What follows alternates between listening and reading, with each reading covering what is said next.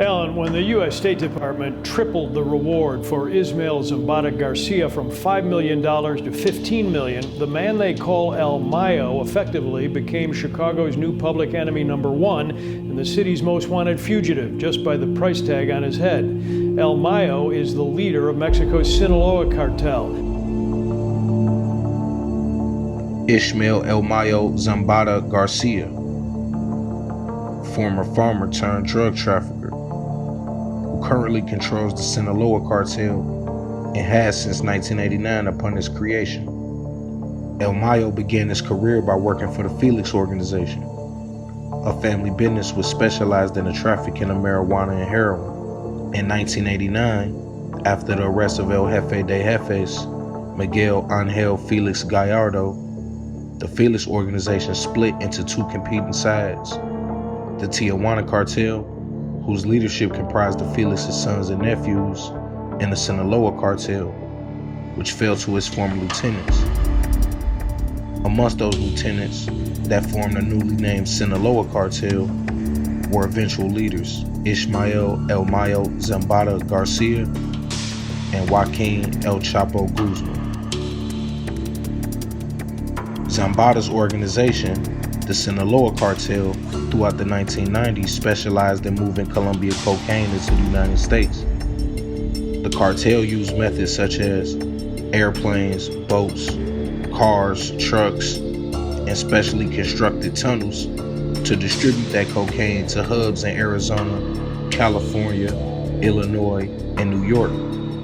From 1989 to 1998, the Sinaloa cartel, under Zambada's leadership, struck deals with powerful Colombian cartels, politicians, employed the Mexican federale forces, and went to war with the rival Tijuana cartel to maintain control of their multi-billion-dollar drug smuggling operation. Side of the world's largest cocaine bust still causing problems for Los Angeles police tonight. 20 tons of cocaine was confiscated from this warehouse on Friday. So far, 8 arrests have been made. The cocaine is now gone, but police are trying to keep looters and souvenir hunters away. Those looters moved in yesterday right after federal agents removed the last of the cocaine. Police say nothing of evidentiary value has been taken, but one officer was quoted as saying the warehouse will need some remodeling work. A lot of the fixtures have been stolen. In 1998, Mexico's Attorney General office issued a bounty totaling $2.8 million on El Mayo and 5 other leaders of the neighboring Juarez cartel. In 2021, this bounty has now ballooned to a price of 300 million pesos, or 15 million American dollars. All of this attention led Zambada to being featured on the U.S. TV program America's Most Wanted. In the years after the reward was issued, El Mayo increasingly ceded power of his cartel over to his second in command, Joaquin El Chapo Guzman. Guzman was able to handle the day-to-day operations while El Mayo stayed in hiding.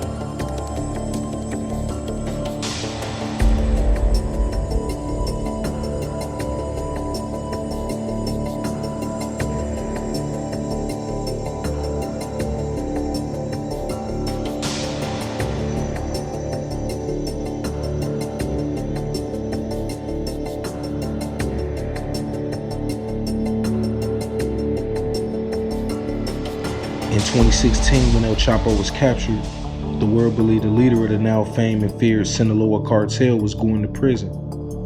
U.S. news outlets reported this as a fact. No mention of El Mayo. At this point, El Chapo had already achieved legend status in the streets following his July 2015 escape from a Mexican federal prison. It all unfolded in the new viral age. Images of Guzman disappearing near the shower in his cell, followed by reports of a cleverly constructed train station under the jail, ready to take Guzman away once he reached the tracks. It all had the world glued to their smartphones. No one ever questioned how the U.S. government did it. How did the United States government, the DEA, and Mexican officials really capture and bring to justice the leader of the Sinaloa cartel? They didn't.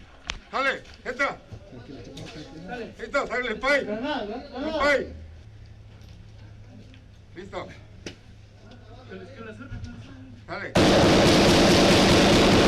Dale.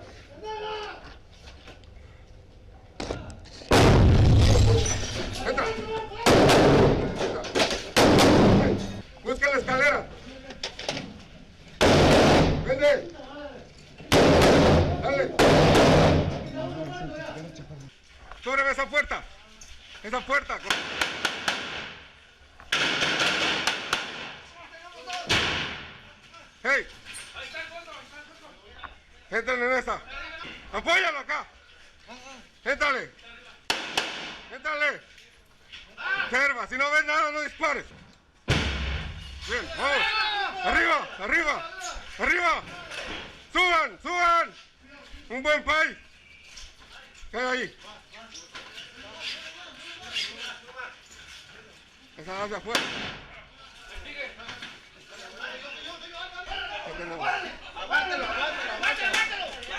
Contrólenlos. Vamos arriba, vamos arriba.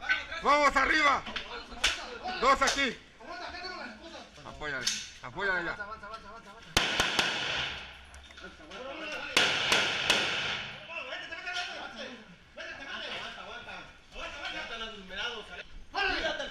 Voy. ¿Quién es? Voy. Voy, entra. ¿Quién es? Hey. Voy. Entra.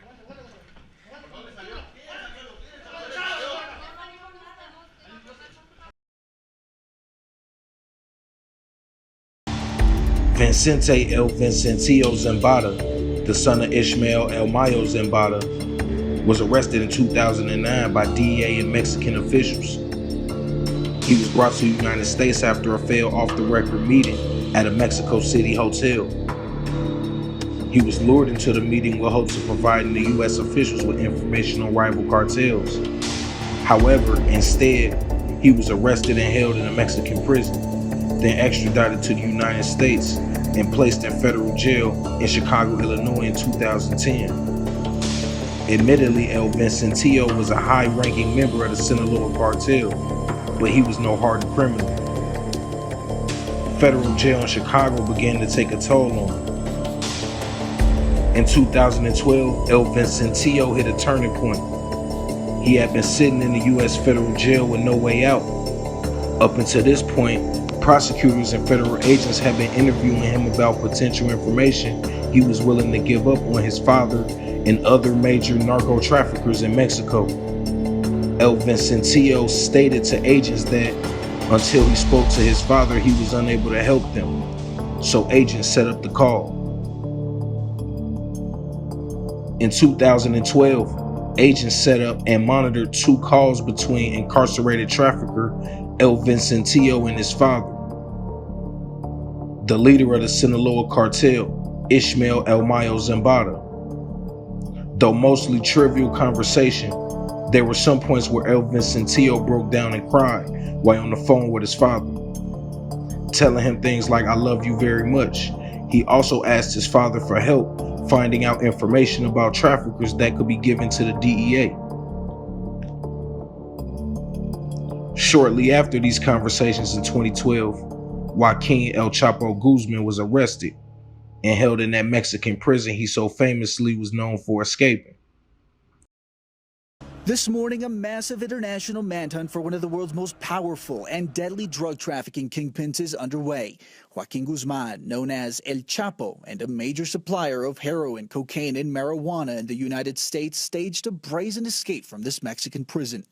It's his second escape, and this time he busted out of a maximum security federal prison just west of Mexico City. Prison officials said guards at Altiplano Federal Prison performed a routine check of camera feeds and noticed Guzman was missing on Saturday evening.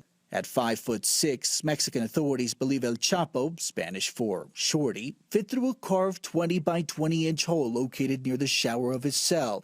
Beyond that, a vertical passage with stairs leading to a tunnel stretching nearly a mile. The escape infuriated U.S. law enforcement officials who pushed for Chapo's extradition to the United States at the time of his recapture last year. They cited fears of corruption and questioned the ability of Mexican officials to keep him behind bars. Fast forward to the second arrest and eventual trial of Joaquin El Chapo Guzman. Lawyers for El Chapo openly questioned what was said in those 2 conversations between El Vicentillo and his father El Mayo. Considering El Mayo had never been arrested, his son in 2019 was testifying against El Chapo in federal court and would eventually be released only a year after being sentenced to 15 years in prison. El Chapo's lawyers would paint a fairly clear picture at trial. The real leader of the Sinaloa cartel, faced with his son doing life in the U.S. prison, struck a deal with government agents.